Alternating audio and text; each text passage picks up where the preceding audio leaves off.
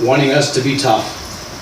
And I think if maybe, it could have been 3 years old maybe at the time. I can remember being in our front yard and putting a pair of boxing gloves on me. And the neighbor kid would come over, his dad, boxing gloves on him. Vamos chingas, let's go. And that was my dad. And I remember him hitting me and me falling, and I hit him and he fell, and we didn't know what we were doing, but that's what my dad wanted, was tough kids, tough family. All of us.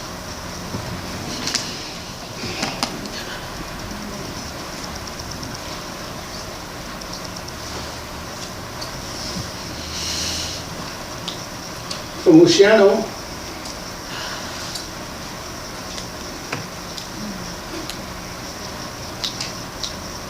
he got a job roofing, and we grew up while he was roofing. Didn't have a lot, but we were the go-to family.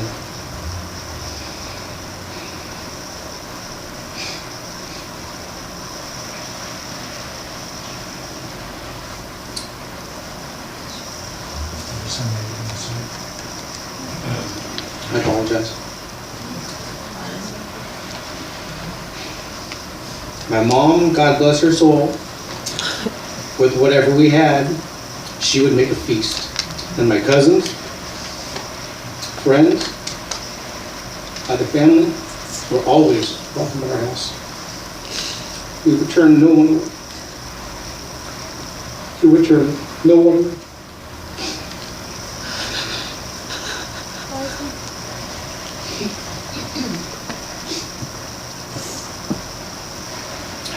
So through the years roofing, I watched that man come home burnt, injured, cut, scraped, bruised, and he would get up the next day and go right back to work.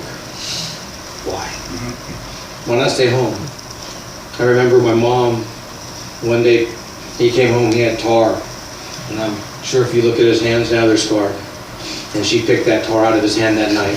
No hospitals. She sat there and he gritted through the pain.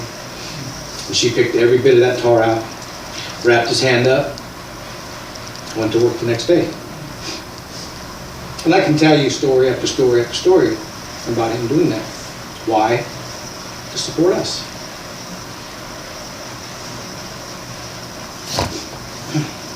Tough. Honorable. Your word is your bond. His word was iron.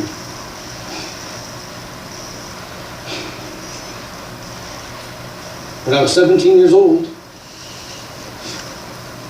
I enlisted into the Navy. And many of you know I played baseball since I was, 9 years old. And I never thought I'd get anywhere with it. So I enlisted, and I was dating my wife at the time. As the time got near for me to go, I didn't want to go. I had a good girlfriend. I knew I was going to be with her for many years. And I talked to my dad. And I said, at this time I had actually received a letter to play baseball to one of the colleges out here. Got a good scholarship. I showed my dad, I was proud of myself. I got a scholarship. And I remember saying, Dad, I got a scholarship. I want to stay. I want to go to college and play baseball. My dad, you gave that man your word. But Dad, I can stay, go to college, play baseball, and go afterwards. You gave that man your word.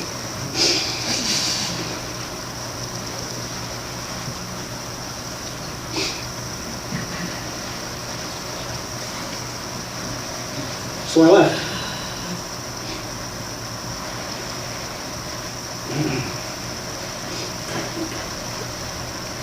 I served my 4 years, and like a knucklehead, and against every bit of advice he could give me, I got out. And he was right. It was the worst decision I'd ever made. So I went back. And I did my time, retired. And I know he was proud of that, because I gave that man the word.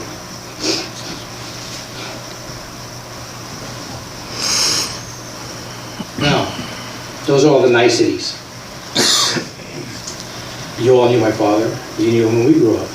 A lot of times it wasn't so nice. A lot of times it was rough. Hard times. Mean times. But he started a second family.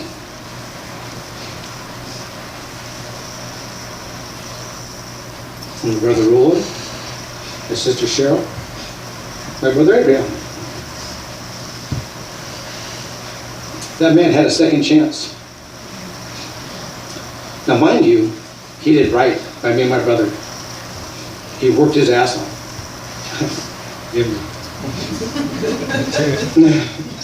He worked his butt off. Provided for us, for the rest of the family. But there was a bad with it. Second family, our extended family, doesn't matter. We're brothers, we're sisters, we're family. He turned his life around. Came home a few years back and said, it's just outside of town, and I said, hey Pop, I'm in the Pomo, I'm by the store, I'm gonna grab a 6-pack of beer. Let's have a drink together. He said, son, I stopped drinking. I don't drink. Let me tell you, I had to stop the car for a minute because I was like, wait a minute, what am I hearing? What do you mean you don't drink? You drank heavily for many years. I was looking forward to drinking some beers with you, so that got the kids. I don't drink. Well, guess I'm gonna grab me a soda.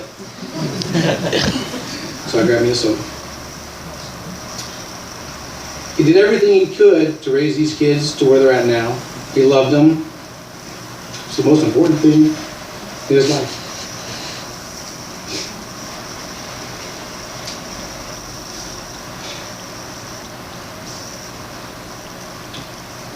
I'm a pretty stubborn man. I try not to judge people. But the character of a man, the stature of a man, is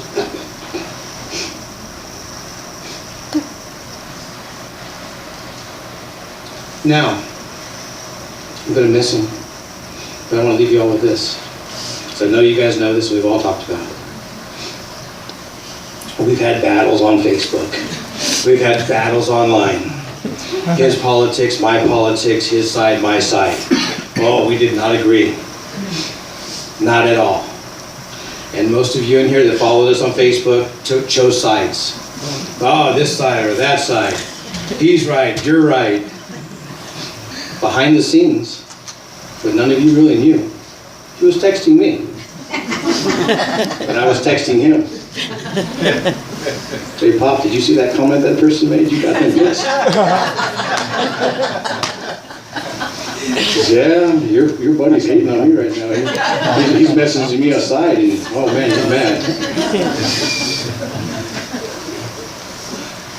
Throughout all the arguments, all the politics, all the posturing, I knew he loved me, and he knew I loved him. And there was respect between us. And to me, having my dad's respect meant the world. So, my mom passed away a few years ago, and I've told everybody, when she passed away, take one thought. Take that one thought, that one memory that you have that makes you laugh, that makes you smile. So for my mother, when I was about 15 or 16, I was walking by her bathroom. And in the bathroom I hear, Mickey Mouse, Donald Duck, whack, whack, whack. And I was like, Mom, what are you doing? And she was like, just singing.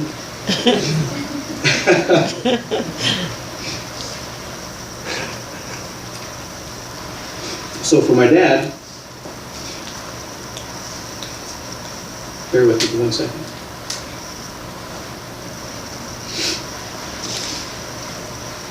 Do you have emails that I sent you for 2 things? He left me with this. I was here in June. Do you have the other one that I sent you? He was sick. He called me and he says, I didn't want to call you unless it was serious. And I'm firing off that flare. I need help. You got it. I'll be there. I drove 3,000 miles. Got here in 3 days. Got to the hospital. Helped him out. Got him home. Helped him with his oxygen.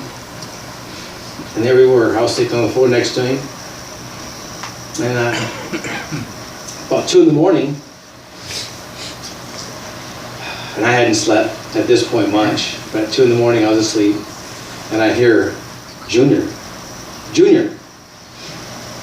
I wake up, yeah, Pop, you okay? What do you need? He goes, no, hey, we ate all the cookies. I was like, what, Pop? He said, we ate all the cookies. Did you hide the bodies? What bodies, Pop? You know the bodies. Did you hide the bodies? Oh, yeah. Hey, those cookies were good and those bodies are gone. We hit them good. It's like, all right. That's my thought. It will always put a smile on my face. I was going to read you an article that a friend of mine posted because it was my dad to the end. It was how he felt about everything. Right? Can't find it.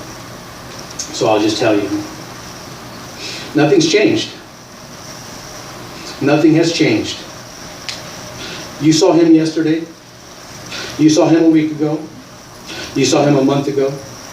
You saw him a year ago. What has changed? Nothing has changed. Your memory of him is the same. Your stories of him are the same. Nothing has changed. Don't mourn him.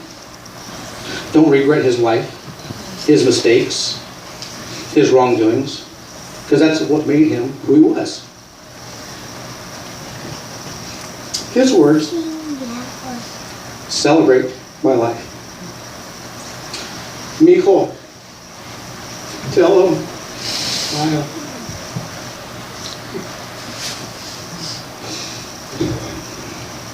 Tell him to laugh. Celebrate my life. Before I left, he said, maybe you want to, and we did, by the way, convince him that going to Maryland or Texas was the best thing for him, and he was for it.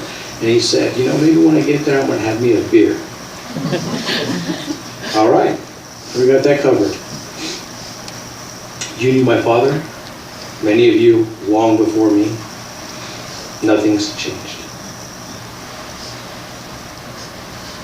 And I'll leave you with that. Thank you.